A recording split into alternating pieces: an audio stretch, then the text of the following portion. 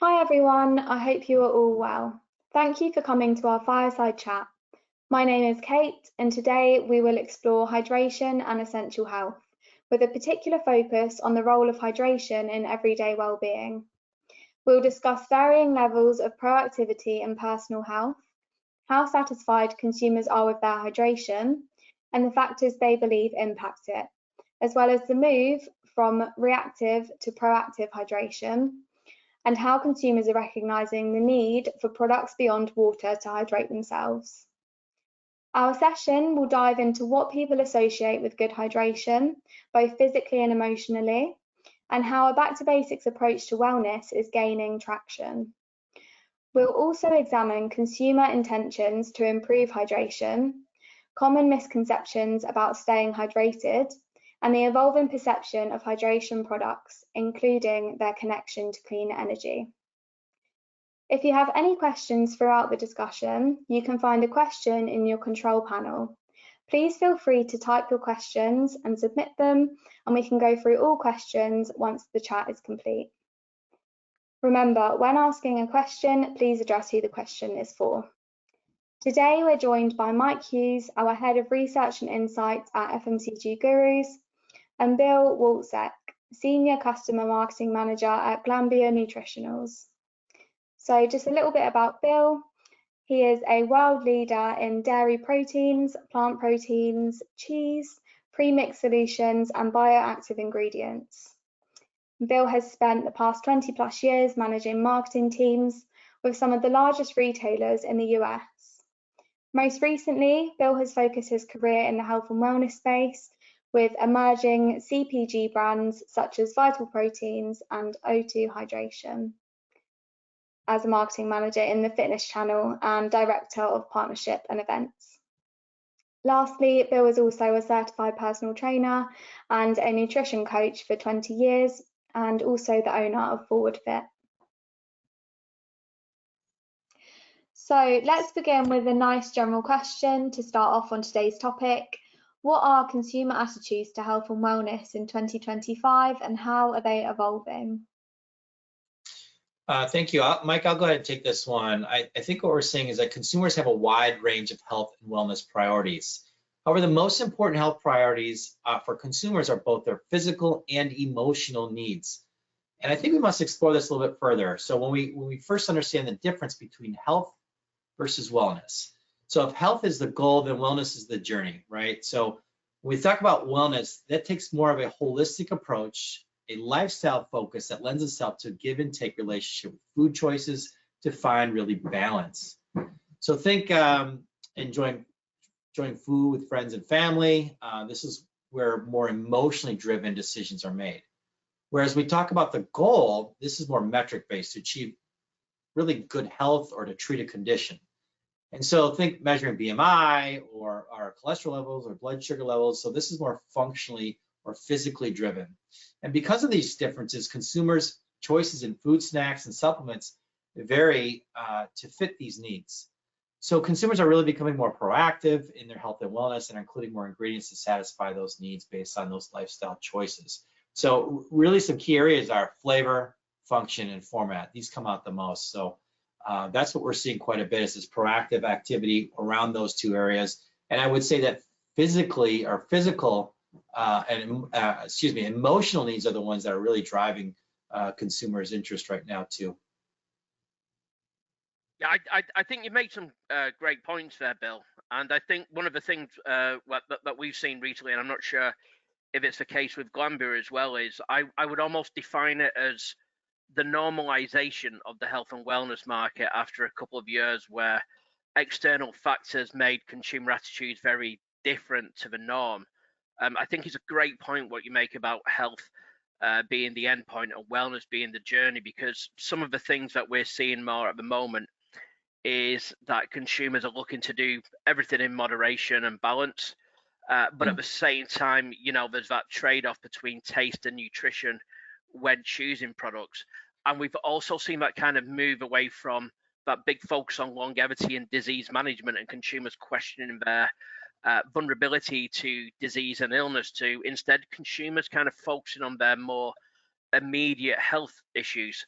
That doesn't necessarily mean areas such as digestive health and immunity have improved. Actually, quite the opposite. Consumers lack confidence with these areas still, but instead they're just reprioritizing their wellness. And one of the reasons for this is that barriers to healthy living are on the rise still. So we're seeing, issues such as affordability, time scarcity having a greater influence on attitudes and behaviors than perhaps a couple of years ago. And we're also seeing consumers look to navigate through an era of uncertainty. They're worried about a whole host of stuff that's going on in the world. And obviously that's having a direct influence on their attitudes and behaviors. Now, this is resulting in consumers addressing their more immediate health issues, such as their energy, their sleep, their mental well-being. Three issues that are interlinked, hydration and how active they feel, and to a lesser extent their weight management. And this is because consumers are waking up and they're in this vicious circle whereby they wake up tired and fatigued. They struggle to get through the day. They feel overwhelmed. They feel stressed. They get into bed in the evening and then they struggle to switch off. They have a poor night's sleep and then wake up fatigued again in the morning. And as a result of this, they're looking to break away from this cycle, which means that they're evaluating their health more based on their mood and how refreshed they feel. It's also, and something that's particularly relevant to hydration, because we know that it's linked to things such as mood enhancement and energy levels. It means that when seeking out functional products, consumers are placing greater emphasis on immediate benefits. So it's not necessarily about this product, if I use this, will keep me fit and active until as late in life as possible. That's of course, that's still important to consumers. But instead, there's a focus on the here and now with that normalization trend and consumers wanting products to help them get through the day. Yeah, for sure. I think the energy component to it is big, that you just mentioned too, is where there's a big correlation between hydration and energy and mood, and everyone trying to get back on track because they're fatigued and they're tired and there's still lots to do. And so making sure that they're filling up with the correct ingredients and nutrients and enjoying some of the things that they're having too, right? So that's a big area where consumers are not enjoying water and so on. So we're seeing a lot of functional products come out based on that, based on flavor and functionality and format. Yeah, absolutely. It's that age-old tradition between taste and nutrition and the trade-off. And that's something that's going to become more and more apparent as there's a drop-off in proactivity towards health compared to a couple of years ago. And one of the things that is really important to highlight is that, yes, consumers are still taking a proactive approach to health. They recognize that their diets and their lifestyles could be improved. They want to address a wide range of health goals, as we saw on the previous slide. But what's happening now is they're less driven by fear of illness compared to a couple of years ago because of the unique circumstances that they found themselves in. And Sure. Combined with that, those barriers to healthy living are on the rise that we mentioned, be it stress, time scarcity, and affordability. So we kind of seen a couple of things where consumers are addressing issues when they feel that they're either suffering from symptoms or they feel that they're going to do imminently unless they address those symptoms, as opposed to that really long-term prevention over cure focus. And they're also focusing on that back to basic health, trying to get the core essentials right and saying, hey, there's all these great products out there, but actually, unless I get the core essentials right, such as having good levels of sleep, a healthy diet, exercising regularly, and staying hydrated, then the effect of these functional products will be undermined. But despite that, and something that we've just mentioned, that only 30% of consumers say that they regularly feel hydrated. We know that this is a serious issue. We know that consumers recognize the importance on this, and we know that there's some various reasons for this, which we're going to touch upon later on in this fireside chat, where some consumers may feel that they're out of their control, but others, they feel that are self-inflicted, and it's going to show that real opportunity for new product development in this category over the next few years as consumers focus on the here and now from a health perspective, but B, also want those products that offer that right combination of nutrition, flavor, and format. Yeah, for sure. Brilliant, thank you. Now, hydration is something you've mentioned and something we're hearing more about in the market. Could you tell us a bit more about this? And is it just a case of people looking to drink more water? Yeah, I think what we're seeing is that consumers really are looking at hydration as a key or vital piece to their health and wellness journey. And they know that if they stay hydrated, it's going to help them get there, right?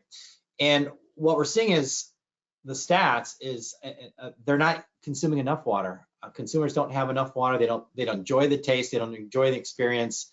And so they're starting to lean to more of this functional hydration. So hydration that has additional properties, ingredients in there that do more than just hydrate them. In fact, what you're seeing on this screen here is that 54% of consumers had a functional beverage in the past 3 months. Now, the average US consumer drinks a functional beverage almost 4 times per week. Now, if you look at the functional drink consumer average, so the person that says they're a functional beverage consumer, they're having it every day. And it's really driven by the millennials and I would say most importantly, Gen Z. So it's an interesting fact that they don't like the taste. They know it's important to health and wellness. Mike, you mentioned earlier about energy as well. There's a big correlation in there too. So they want to feel more energized. They want to be able to get through their day. And they know the importance of having hydration for their health and wellness journey. So we're seeing that they're leaning more towards items that taste good, that have different flavor, different function, and help them get to the path of their journey of health and wellness. Yeah, absolutely. I couldn't agree more, Bill. I think one of the things that we've seen the last couple of years, and two particular areas, as say that we've mentioned are interlinked, are energy and hydration. And consumers have changed their perceptions of hydration as they have with energy, and realize that hydration isn't just simply about drinking enough water to get through the day, but instead, looking at that functional hydration and realizing that there's other kind of products out there beyond plain water that can maximize hydration. I think one of the things it's fair to say is, and again, I completely agree, we see this kind of polarization in attitude between the younger and older demographics, where the younger people such as Gen Z and millennials, recognize the opportunities that exist around these functional products, where your baby boomers will focus more on the traditional products such as plain water. And this is despite sometimes, older consumers stating that they don't drink enough water. Sorry, they do drink enough water during the day, but still don't feel hydrated. So, they recognize that there is something, the need for something extra, but don't necessarily recognize those products in the way that the younger consumers do. Nevertheless, we know that 43% of consumers plan to boost their hydration levels over the next 12 months. So, this isn't a niche market. It's not just linked to, performance nutrition or some subset of the health and wellness trend, but, society overall. Consumers are also demonstrating an interest in various product formats and ingredients that help aid hydration. So it shows that there is very clearly a consumer demand for these products. And again, it really does emphasize that whilst consumers will more likely at the moment adopt a more basic approach to hydration, they do realize that even if they drink enough water, they don't perhaps feel vitalized, they don't feel energetic in the way that they should. And as such, there are opportunities around different kind of products such as electrolytes. Now, of those consumers who are planning to, boost their hydration levels, they're more likely to turn to plain water, which is not a surprise at all. And we know that flavored water is also a popular option. But when we also ask consumers, do you currently turn to any of the following types of products to help boost your hydration? The one thing that was really interesting was that coffee was the second most popular answer.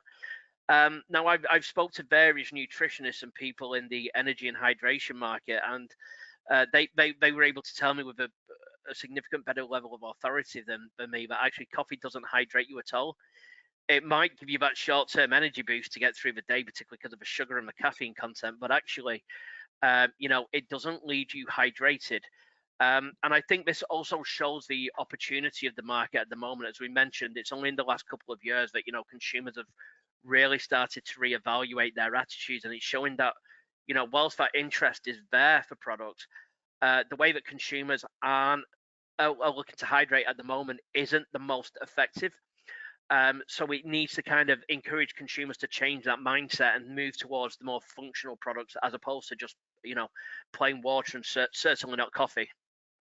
Yeah, it's funny you say that. I mean, caffeine in general is dehydrating. So, but the fact that it's in a liquid helps balance a little bit. And typically what we see in the past is being a trainer and a nutrition coach is if you have coffee, then you're doubling that in water to help offset some of that stuff too. So you're right. There is some confusion around around consumers' ideas of hydration in some of those respects. And you mentioned this too with the ingredients, and even in the earlier question is around mood and energy and anything else that consumers want to see this hydration plus. So some of it is this hydration plus additional ingredients to help with mood or getting some energy in their day too. And just the fact that hydrating in general will help give you a better energy and mood is important too. I mean, you got to think your body's 60-70% water, and if you're not filling that water back up, then you're not gonna function properly too. So it's really important that consumers are increasing their hydration intake. And interesting facts around coffee and energy drinks and their perception of hydration. Yeah, no, I do like too on this slide too, Mike, if you could go back one more, is that you have the ingredients and food and beverage and nutritional supplements as what they will aid in their hydration. And I think that's important, that it's not just beverage, right? So that we're seeing it, and you said it is, look at 51% are saying food. So that's an interesting thing, that consumers are going towards alternatives for hydration. And certainly we've seen that as well, and it can help in that area too. Yeah, absolutely. It's not just about getting a bottle of water anymore, is it? Consumers, yeah, recognize that there are those ingredients that can work across the different sectors that can address this area of health. One thing that you mentioned, and it was really interesting, you mentioned about energy, but also mood enhancement. And the research shows that consumers, they definitely make this link between hydration and holistic health. So consumers, they're most likely to associate good hydration with positive energy levels. So it shows that, they recognize that if they feel hydrated, they're able to feel alert cognitively, they feel revitalized physically, they're able to carry out tasks to the best of their ability, they feel reinvigorated. They link it to sleep health. And again, we know that over the last decade, consumers have absolutely changed the way that they perceive sleep health. Poor sleep health isn't something that just makes you feel uncomfortable and a bit grouchy the next day. It's something that they recognize can have significant impact on long-term health. And mental well-being and mood enhancement is that key issue in an era of uncertainty. So actually, again, it just shows that evolution. This isn't simply about quenching thirst or like making sure that you've got enough water in the system. This is actually saying, this is central to all the core need states that you're prioritizing at the moment, that you're not satisfied with, and that actually that you're looking to address. So you've got those areas, but you've also got, we see there the fifth most popular answer is digestive health. And we focused on very much from a health perspective on the here and now, and that of course is the priority for consumers at the moment. But we know that they're learning more about things like the gut microbiome. We know that they're not satisfied with their digestive health. We know that they recognize the link between poor digestive health and increased vulnerability to disease and illness. And it's actually one of the biggest concerns that consumers have, even if they're not prioritizing addressing it over the next 12 months. As we said, like concern about digestive health didn't go away. It just means consumers are reprioritizing because they can only buy a certain amount of functional products. But I think it shows that real opportunity as we move away from, from reactive hydration to the proactive hydration, that actually there's that real scope to offer multiple health benefits on products focusing on both mental and physical and short-term and long-term health that will really enhance the value proposition of these products, be it across the beverage, food, or nutritional supplement sector. Yeah, I agree. And I think one thing that's coming up a lot, and being in the space that I have been over the years with working with athletes and influencers and stuff too, is that we're seeing a big push towards the recovery. And I would say that it's the precaution side of it too. So to get adequate sleep, to get your mental clarity back in shape, so you can work out again, or run a marathon, or do whatever you need to do, or frankly, just for general population, just to function properly, is that doing cold plunges, red light therapy, ice baths, all these different things that consumers are doing today to help along this wellness journey we keep talking about. So, and they're looking for it in their ingredients and their products that they have. And so you're seeing more and more of that happening. And we said Gen Z is a big piece of that. And I think they're looking at influencers as advocates to go down that path, and what they're doing to continue to be healthy, short term, but also long term as well. And proactive is certainly a big piece of that for sure. I couldn't agree more. Great, thank you. So why the increased interest in hydration in recent years? So I think it goes back to what we said earlier, is that 50% of consumers saying being hydrated is vital to their health and well-being. However, when we look at it, from 35 to 44% consumers don't drink enough water. They haven't consumed plain water in the last 3 months, and they really don't like it. They don't have any enjoyment in there. They're not enjoying the experience. So we're seeing a big shift towards these more functional hydration products. And again, I say products because it's not just beverage. It's not just RTD. We're seeing it in get your hydration any way you want, right? So if you're on a bike ride, you're not going to sit there and pour powder into the shaker bottle, right? You're maybe doing a tablet, you're doing a chew or a gummy. So we're seeing the formats expand quite a bit. So it goes back to, it's important to the health and vitality, and they don't like the experience. So they're looking at ways to help do that with new products out in the marketplace, which there's been a huge growth in that area. So I think they're just more conscious about that wellness journey again, and hydration plays a big part in that.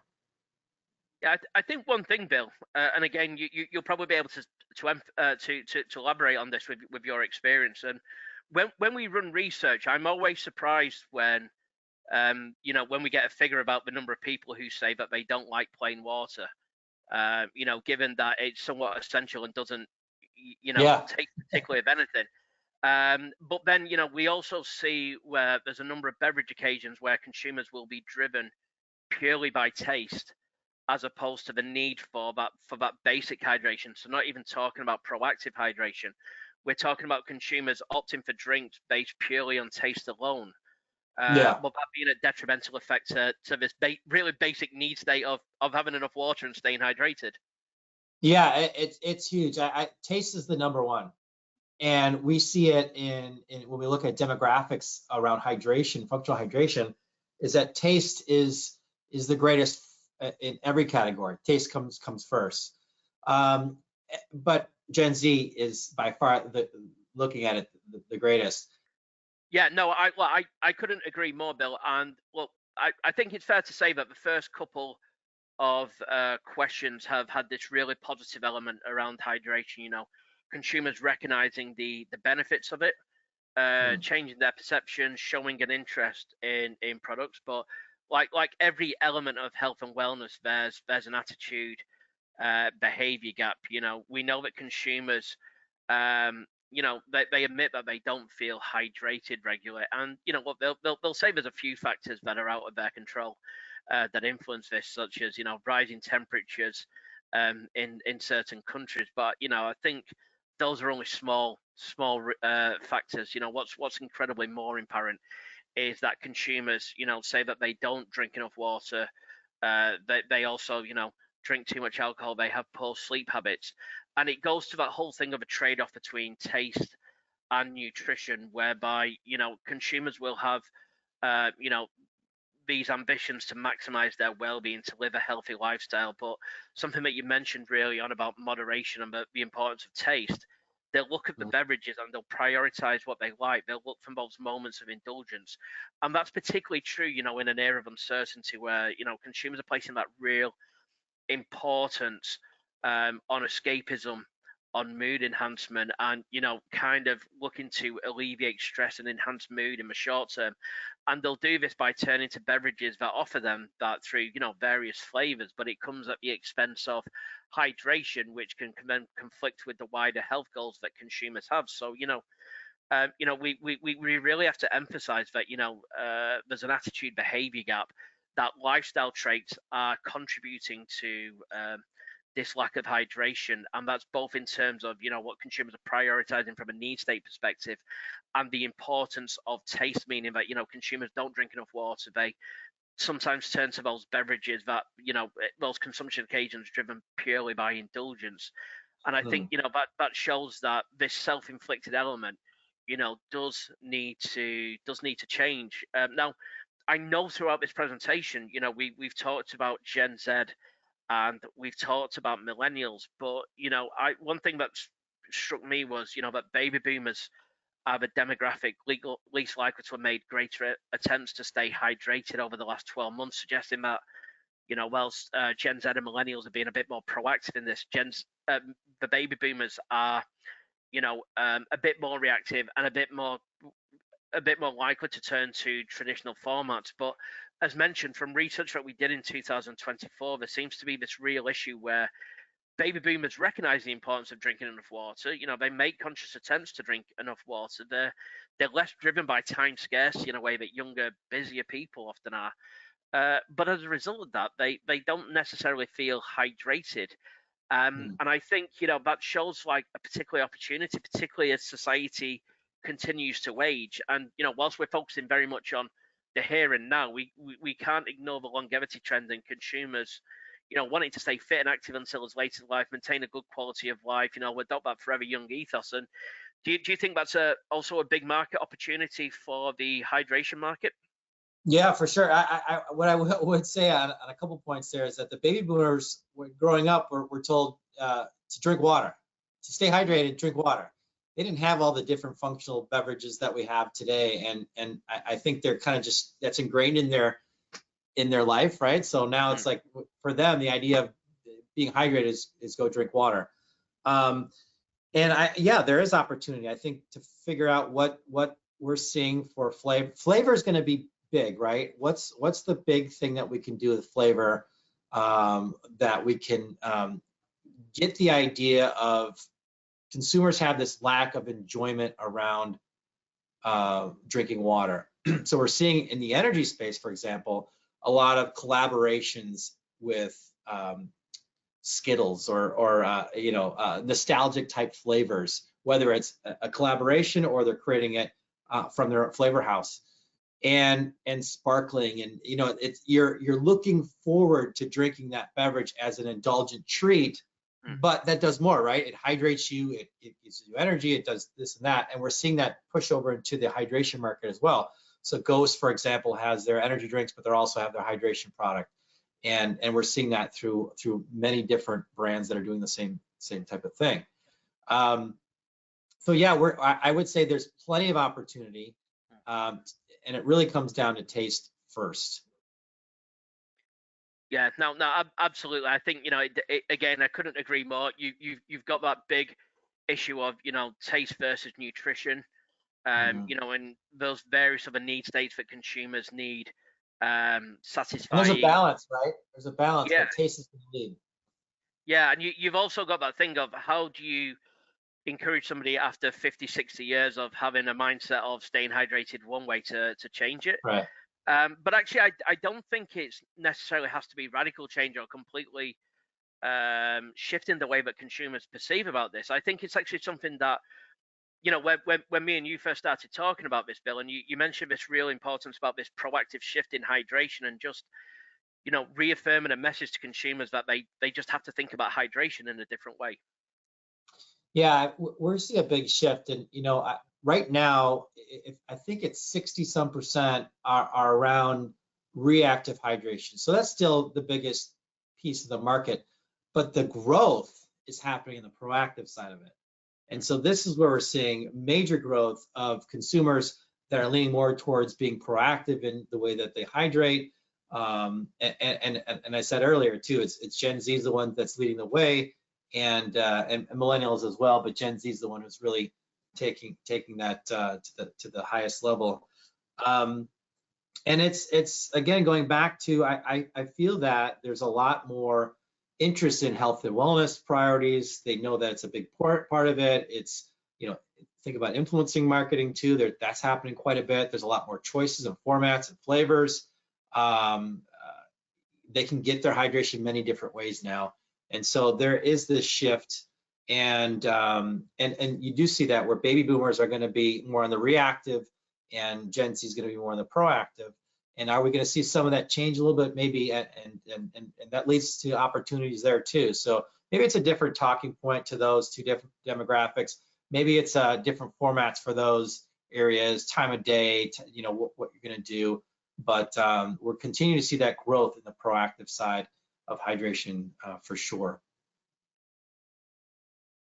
Brilliant, thank you. So what is the role of taste and convenience in staying hydrated?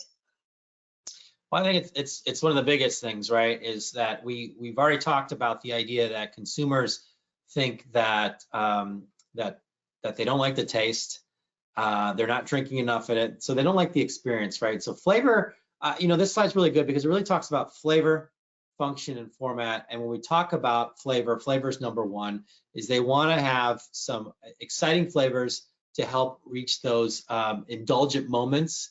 They want it to have functionality in there. So the idea of hydration plus, so hydration plus energy, hydration plus immunity, whatever that might be. And then format, of course, too. So you mentioned convenience. It's not, you know, if you have to drink so much water all day, you're going to be using the bathroom all day. You're going to be, it's not the most convenient thing to be doing. So can you get a gummy or a chew? Can you get a tablet? Can you get those in different ways? And I think that's going to be a big piece for innovation going forward too. And we certainly at Glanbia Nutritionals have been doing a lot in the space of all three of these. We just purchased 2 flavor houses we have. So I think some cool things around that too is some innovation in nostalgic flavors and as well as function and format. You're going to continue to see that happening in the world of hydration, and hopefully we'll talk more about that too. I know Mike's got some stuff here on this as well. Yeah, absolutely, and I think two things to highlight, Bill. Well, I think you absolutely hit the nail on the head. You know, like consumers recognize what's needed to lead a healthy lifestyle, but their ability to meet those daily obligations, recommendations is something that's difficult because, you know, humans are told that they need to eat X amount of vegetables and plants a day. They need to have this much protein in their diet. They need to drink this amount of water per day. And we forget that humans are humans that have their lives to lead.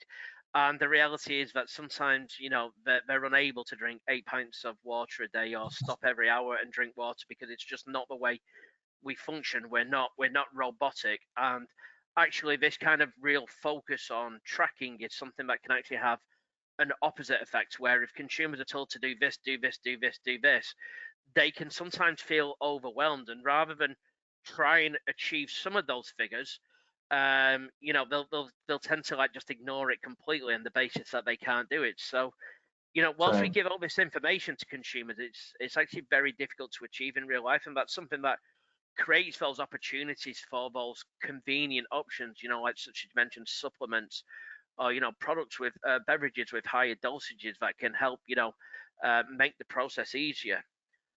Another key thing as well, and, you know, again, it always amazes me when we will go to, you know, events or, you know, read new product developments, etc., and we focus so much, you know, on innovation from an ingredient perspective and a health benefit perspective, and, you know, validating that with science, etc. We forget again that, you know, we're dealing with everyday human beings, particularly as something I mentioned at the beginning of this, the normalization now of health and wellness again that we saw, you know, 6 or 7 years ago. We forget that, you know, if consumers are going to buy something, they want it to taste great. It doesn't matter how many functional benefits it's got. It doesn't matter, you know, how low price or how convenient it is.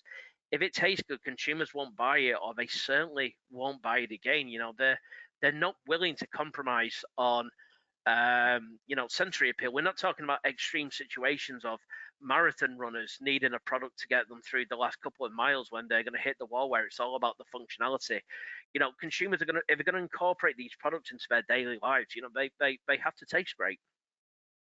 Yeah, I know that's a great point. I think what we're seeing at GN is we're doing a lot around flavor, and not only in hydration, but in bars and powders and tablets and just all. You got to think about that. Is that, to your point, consumers really are interested in trying something, and you really get one shot, right? So if you have something that tastes bad, the likelihood of them coming back is going to be pretty slim. So you want to really do a good job getting some great taste. And we continue to see that, especially in this hydration space, that nostalgic flavoring, the bright, the strong flavors are really important around hydration. And it's got to taste good. It's got to taste good, or they're not going to go there. Brilliant, thank you. So what solutions can Glanbia offer to help address hydration? What makes these products effective? Great, thank you. We at Glanbia Nutritionals, we have plenty of solutions for hydration. And we just talked about in the previous slide, flavor, function, and format. We certainly are experts in those areas and can talk through that with our customers. We kind of look at our partnership through this process, and you see this on the screen here. We're looking at, we're in there through the whole process that you need, from ideation all the way to commercialization. We can help with the insights, which insights really drive our innovation, and from development of the product to our textures and sensories. So, we talked about that. Mike, you mentioned that in the last one, is our consumers are really need to understand that piece, that we can work through all that in our innovation labs, and then we really help you scale it up and help you commercialize it. So we want to walk through that process with our customers, whether you have the idea of the product you want, or you want us to help really develop all that. We love that partnership together. It truly is a partnership for that. All right, so this is how Glanbia Nutritionals might work with you. And this is kind of a fun little concept that we would do is with a powder drink, for example. So you'd pick your premix solution here that might have electrolytes in it or whatnot, and then we go into our flavor solution too. So we talk about nostalgia, and we used to have these bomb pops back in the day that I'm sure everyone's tasted at some point. So this is our fun way to call a rocket pop, and bring that nostalgia back into the hydration space. And then we take another approach to going hydration plus. So when we think about some of the conversation we had earlier about the hydration, the idea that consumers want hydration, but to do something else, right? In this case, we threw in immunity. So you throw in our immunity premix formula as well, and that includes vitamin C's, elderberry, and zinc, for example. And then we can even go a step further and add some of our Eddie Sparkle glitter. So we can add, fun things to some of these hydration products, and that could be in many different formats. This is just an example of a powder format, but chews, gummies, even bars, for example, we can do some fun stuff around that too, which is, you don't think hydration in bars, but we can do some really neat things with fillings and toppings and so on. And so Glanbia Nutritionals really has a large portfolio and of hydration, but also kind of a neat thing we did is if you pick a format, we have a solution for that too. So if you want a bar, if you want a gummy, if you want a tab, we can walk you down that path similarly to this of how you might find a way to create that product. And we have partnerships with Coleman all over. So we really, going back to the previous slide, is from ideation all the way to commercialization. We want to be your partner and an extension of your business to really help drive that hydration space for sure. Great, thank you. When hydration is discussed with the industry, we can't avoid the topic of clean energy. How are these two connected? Yeah. So what we've seen at Glanbia Nutritionals when we pulled our attitude and usage study out, we see that 1 in 3 Americans struggle with their energy levels, and that increases to 4 in 10 in females. And there's also a high correlation between poor immunity, poor fitness, sleep, digestive health, and mood that all equals to low energy. And we've been talking about that quite a bit through this presentation, right? It's all those things that correlate with it, with hydration as well. And then there's the need for quick burst energy and sustained energy. And there's differences between those. And it's really important to understand that quick burst energy is the idea for the need to get energized in a short amount of time. Let's say like an hour. So you're trying to re-energize in a short period of time. And sustained energy is that long-lasting energy. So if you had a big business meeting, you're going to need that energy to fuel you throughout the day. So the ingredients, the formats, the taste profile that consumers have for those two areas differ. And so we've learned that quite a bit and have a lot of information around that as well.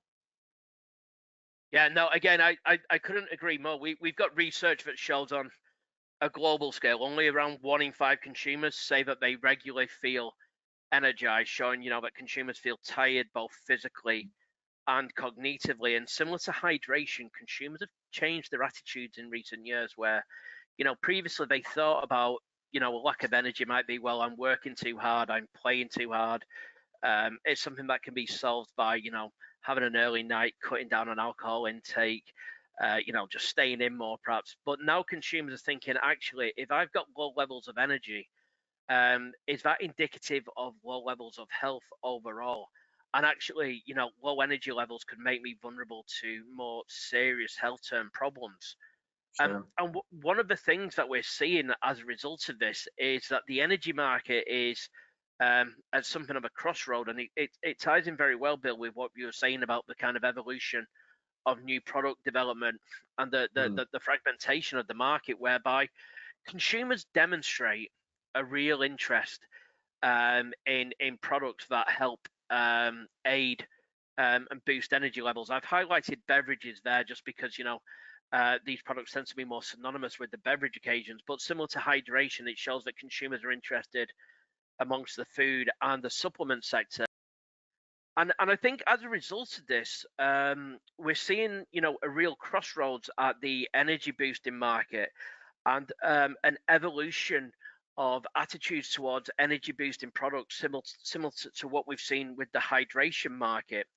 And it shows that real need for fragmentation of the market, as Bill just highlighted, because we're seeing that consumers are interested in food, beverages, and nutritional supplements and ingredients that help aid energy levels. I've highlighted beverages there just because consumers tend to associate energy boosting products with beverages, but nevertheless, again, similar to hydration, it shows that they're interested across various sectors. And we know that attitudes are slowly evolving towards the energy boosting market, where 25% of consumers have become more trusting of products over the last couple of years. But nevertheless, one of the biggest challenges we see, particularly amongst older consumers, is that legacy issues still exist towards what we could call traditional energy boosting products. Consumers associate them with that short-term energy boost to achieve something before they ultimately crash and burn, which we discussed on the last slide. And as a result of that, they can see them as something of a last resort or a necessary evil, where they'll really look to use them only in moderation, and they can be concerned about side effects. But one of the things that we've seen because of innovation in the health and wellness market, partly because of sports nutrition, partly because of innovation in health and wellness in general, is that consumers are recognizing that the energy boosting market is evolving. And we really hear this phrase a lot, clean energy, particularly when we're talking about hydration. And consumers accepting that they can turn to products that have a natural source of energy that is safe, that doesn't have side effects, and can be used as part of an overall balanced and healthy diet and lifestyle. And that these products, as mentioned by Bill on the previous slide, are something that offer that sustained energy boost throughout the day, something that can make them feel revitalized. So again, I think this highlights the real opportunity within the hydration market, in the sense that consumers really want these products. They're reevaluating their attitudes towards energy in general. They're making that link with holistic health. But there's at the same time some legacy issues relating to traditional types of products because of the type of energy boost. And it shows us that opportunity for the next stage of evolution from a new product development perspective. Yeah, I I would say that energy drinks and pre-workouts are kind of where these all came from years ago, and they have evolved over the years, and it's now becoming more holistic in the different areas, specifically in the sustained sustained energy category versus the quick burst. Sometimes you'll see that more in the quick burst idea, where it's going to be sparkling. It's more beverage heavy. If you go to the next slide, I'll walk you through some of this too and explain that. So when we talk about quick burst, again, it's the need for quick energy to get a dip in the energy, perform at your best, usually for a sporting event. But this is more traditional that you might see from those energy drinks or pre-workouts too. And this could be higher caffeine levels as well. So I know a lot of the RTDs that are coming out are around 200 milligrams of caffeine. So that's kind of a standard that we've been seeing, where when we start to go to sustained vitality, we might see anywhere below 100 if there's any caffeine at all, or it's coming from green tea extracts, so more that holistic approach to caffeine or hydration. They might not have any caffeine, so more natural way to look at it. So quick burst is going to be more heavy on beverage as well. Where we go to gap fill, this is an interesting one where they're looking at more something to get in between one meal to the next. So they're getting a low, they need a little snack to get them through there, and that's going to burst their energy back up enough to get them to that next level.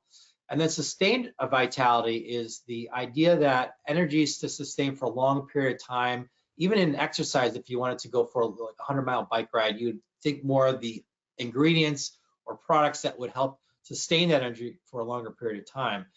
And this is an interesting mix between food and beverage. So we just, you just mentioned, Mike, the previous slide about seeing some of that happening in food and other areas. Well, we see that quick burst is more beverage, gap fill is more food, and sustained vitality is pretty evenly split between food and beverage in terms of those needs. And so consumers are looking at energy in different ways. It has morphed from the bodybuilder type mentality and fitness into everyday consumers wanting more energy and getting them in different ways as well. And these three ways are really where they're looking at their energy needs. And pretty fascinating too, because there's different characteristics in each one of these too, like sparkling or bubbly type of energy drinks in the quick burst or less in the sustained vitality, and flavors plays a big role in this too, which is pretty interesting. Brilliant, thank you. Now to wrap up, how do you see the hydration market evolving over the next 10 years?